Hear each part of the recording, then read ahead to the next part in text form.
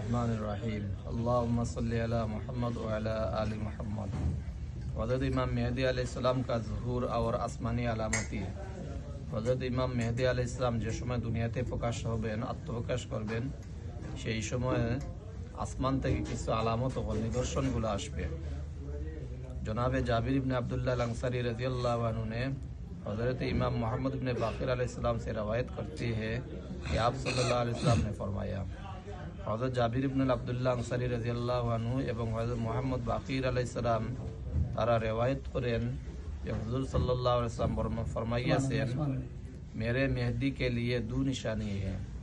আমার মেহেদী আলাইহিস সালামের জন্য, আমার উম্মতের মধ্যে ইমাম মেহেদী আলাইহিস সালাম দুনিয়াতে আত্মপ্রকাশ করবেন, ওনার দুইটা নিশানা, দুইটা আলামত, जो आसमान व ज़मीन की खिलकत से आप तो वजूद में नहीं आएंगे। যেটা আসমান এবং জমিন সৃষ্টির পর থেকে আজ পর্যন্ত কখনো প্রকাশিত হয় নাই।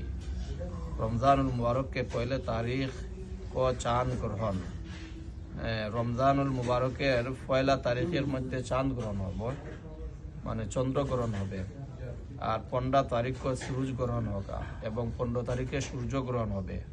बेशक ये दोनों आलामती आसमान और ज़मीन के खिलकत से आप तो वाक़ नहीं हुई है।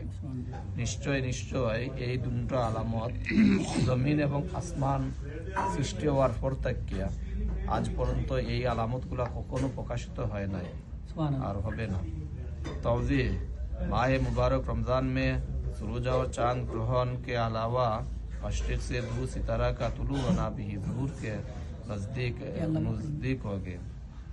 এই চাঁদ গ্রহণ এবং সূর্য গ্রহণ ছাড়াই পশ্চিম থেকে একটা সিতারা প্রকাশিত হবে, যার আলো হবে খুব উজ্জ্বল আলো, কে আলামত করার দেওয়া গিয়া হয়।